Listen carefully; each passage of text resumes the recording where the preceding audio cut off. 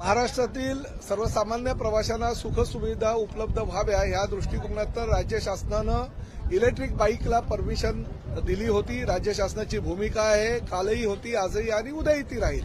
परंतु ओला, उबेर, रॅपिडो ह्या कंपन्यांनी मात्र त्याचा दुरुपयोग करून आज फक्त इलेक्ट्रिक बाईक टॅक्सीला परवानगी दिलेली असताना पेट्रोलवर चालणाऱ्या बाईक सुद्धा रस्त्यावर आणल्या। आमच्याकडे काही भयानक तक्रारी आल्या, कारण काही महिलांच्या तक्रारी होत्या, त्या संदर्भात आम्ही कारवाई केली। परंतु कारवाई केल्यानंतर सुद्धा त्यांनी त्यांच्या बाईक चालू ठेवलेल्या होत्या।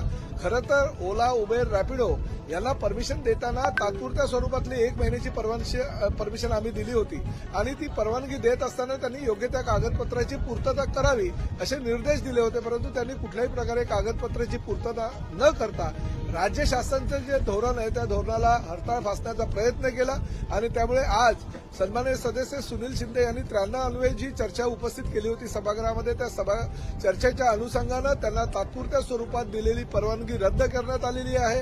परंतु ती तात्पुरत्या स्वरूपात, भविष्यामध्ये जर त्यांनी कागदपत्राची पूर्तता केली, फक्त इलेक्ट्रिक बाईक टॅक्सीज जर रस्त्यावर आणल्या आणि इलेक्ट्रिक बाईक टॅक्सीला परवाना देत असताना राज्य शासनाचे जे काही सुरक्षिततेच्या दृष्टिकोनातून निकष आहे त्या निकष पूर्तता करण्याचा जर त्यांनी निर्णय जर घेतला तर त्याला परत देण्यात येईल। परंतु आजपासून ओला, उबेर, रॅपिडोला दिलेलं लायसन्स हे रद्द करण्यात आले। बाईकला दिलेली, बाईक टॅक्सीला दिलेली तात्पुरत्या स्वरूपातील परवानगी रद्द करण्यात आली।